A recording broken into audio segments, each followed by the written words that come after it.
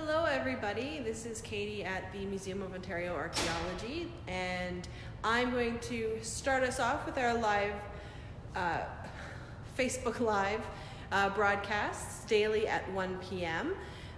With a brief tour of our permanent gallery space, which looks at basically the first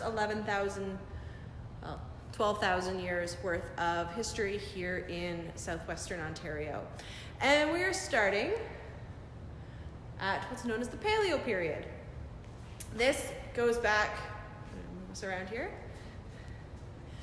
to roughly about 11,000 BCE, before Common Era, also known as BC. And it starts right at that point in time where the glaciers that had been covering most of, or all of North America, had receded to the point where there's really livable space within London, Ontario, where the museum is located, what will be in the future. So at this point in time, we have an environment that is very different from what we would expect today. It's cold all year round, it's very Arctic, and that means that the resources that are here in this area are very different from what we find now. So today we have Carolinian forests, lots of animals, lots of different plants. 13,000 years ago, we have mostly coniferous trees. You can see in the painting behind me here, kind of showing this time period. We have mostly coniferous trees, very few food providing plants. The coniferous trees themselves, pine trees, for example, are edible. We don't tend to eat pine needles very much today, but they are a very good source of vitamin C. And so that would have formed a part of these very early people, ancestors to Canada's Indigenous people today, early people here in Ontario, or what will become Ontario. But most of their diet would have been hunting. So these are, or there are many animals, some of which we might recognize. I'm going to zoom us in here to the caribou. The caribou are probably providing the majority of food at this point in time.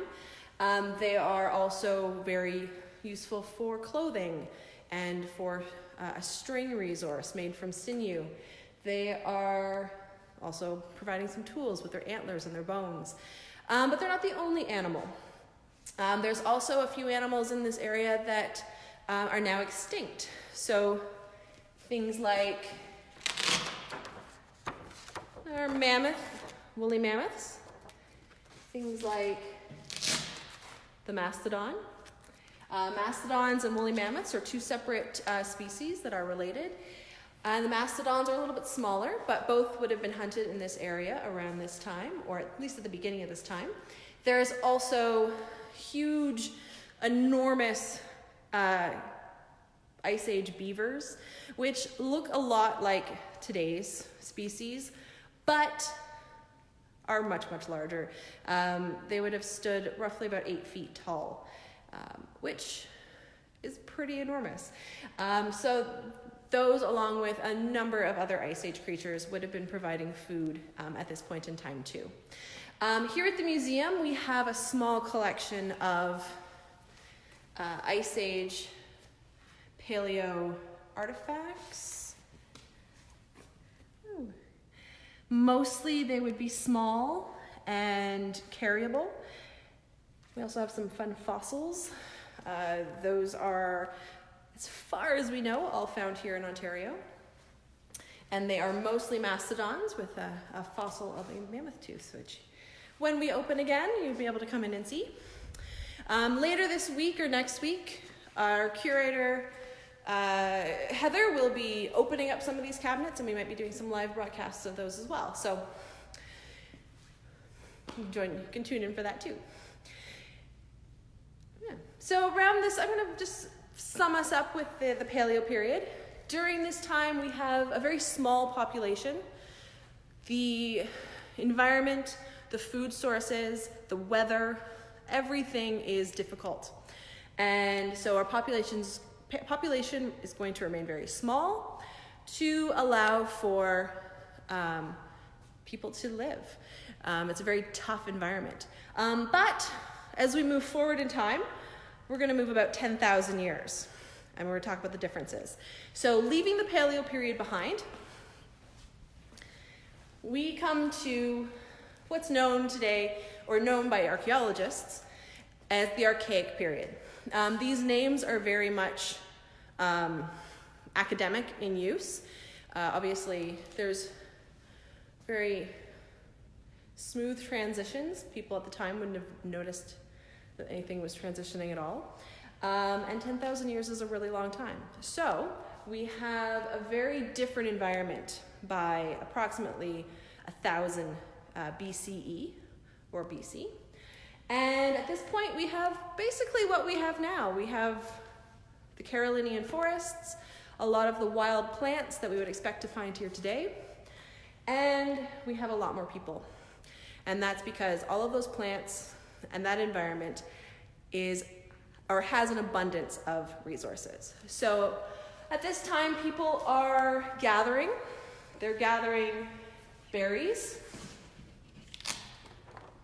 Lots and lots and lots of berry species are native to southern Ontario. Strawberries, blueberries among them. Wild rice, it's a funny little picture. Hard to tell, but wild rice is native to this area, is quite important within the available foods. Sunflower seeds, so seeds, also something that would be eaten. We also have mushrooms, and there would be things like walnuts, hickory nuts, beech nuts. These funny little things look like mangoes, but they're pawpaws, and they grow in the Carolinian forests as well, and are a fruit. So there's lots of different fruits, nuts, berries, seeds that people are gathering around this time, as well as an abundance of animals. So we have deer, which replace the caribou. They're going to be the majority of what people are eating still. They have excellent furs for making clothing, sinew for making string, antlers for making tools, bones for making tools. So they're probably still that top of the choice for meat.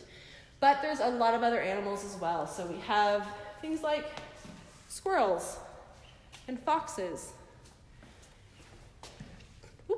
turtles. That's not a good picture. There we are, a turtle, which we still have in the area around the museum today. We have the regular-sized beaver species that have replaced the enormous, scary ones. Bears. There we go, bears. Bears are not generally in southwestern Ontario anymore. That's because there's so many people. So the population growth has pushed the living habitat areas for bears, as well as the larger elk and moose. They would have been around here then too. Wolves, fish, lots and lots of fish in all the rivers and in the Great Lakes, and things like rabbits. Those, of course, are a selection, but there's still many more. So there's a lot of food. And with that, just abundance of resources, populations are able to really grow. So back during that Paleo early Ice Age period that we were talking about, we'd have very tiny groups, maybe 5 people, family units that would be living together and hunting and traveling together.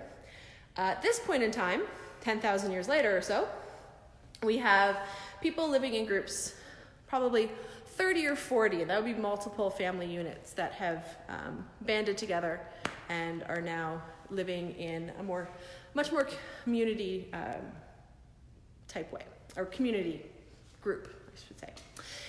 We don't talk too much about this next period here very often in our tours, but this is the early and middle Woodland period, and the big change that has happened for academics and historians is that from around about 3,000 years ago, about 1,000 BCE, we begin to see pottery remains here in Ontario. And pottery means that you can collect water, you can store food, you can keep it dry, and so our people's ability to store foods increases. And That leads to bigger groups. Groups become a little bit more stationary. And we'll skip through. We're going to go to our late Woodland period, which is around roughly about 1000 CE, Common Era, or AD, so about 1,000 years ago, to the European arrival here in Ontario, which is around about 1600. So this is the way people were living in Ontario, southern Ontario, very specifically, by the way, we're not all glary, specifically here on this site. So the Museum of Ontario Archaeology is connected to an archaeological site. It was here about 1500, so about 500 years ago. And on this site, it's a big glare in the middle. I'm gonna try and get rid of that. Maybe. There we go. And on this site, there was approximately 1,500 to 2,000 people living here in this village. And what differentiates between people from a little bit earlier to this site is farming. So I didn't mention corn or maize, beans, squash in the earlier period there because they're not native to Ontario. They aren't something that would have been collected and gathered in the wild at that time. They were brought here to Ontario by people over time, and by about 1,000 years ago, they were being planted and they were being harvested, and they were forming a huge part of the daily diet of people who are living here. And since they are farming, they're planting crops, and they're planting huge, vast crops fields. They're staying in one place. You can't move around as people did before frequently and still look after your crops. So this is where we begin to find, particularly in connection with agriculturalists, the longhouses that people are familiar with. So this is an example of a longhouse. It's made of elm or oak wood, bark, and they can be anywhere from about 10 meters long to about 100 meters long, and house anywhere from 20 to up to about 120 people at their biggest. And they're found throughout southwestern Ontario and upstate New York, south Quebec, and a variety of areas around the Great Lakes. They're not, people who are farming aren't always building longhouses, but farming and or where there's farming, there's almost certainly longhouses. Because of that stationary factor. So people are farming those corn beans and squash, maize beans and squash. They're forming a huge, huge part of the diet, but they are still gathering all of those plants that we talked about before, and there may also be some elements of gardening in smaller quantities, not quite as big as the farming.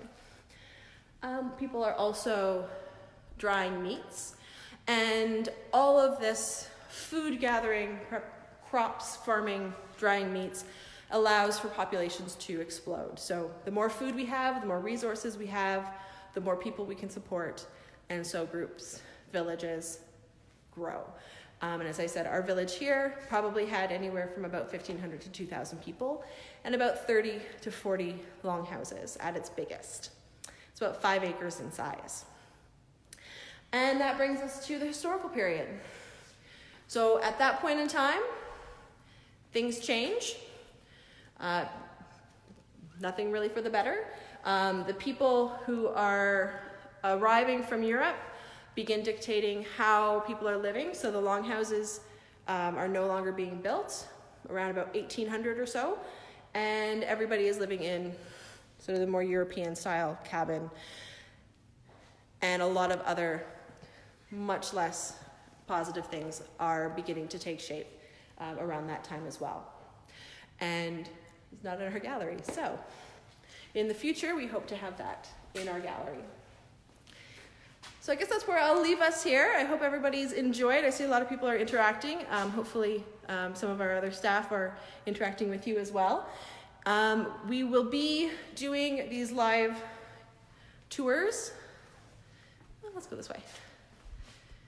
tours of various sites around London, lots of archaeological sites that have been explored, as well. We hope to have some archaeological guests who are going to come and speak with us and have some conversations. I will be doing a children's crafts and activities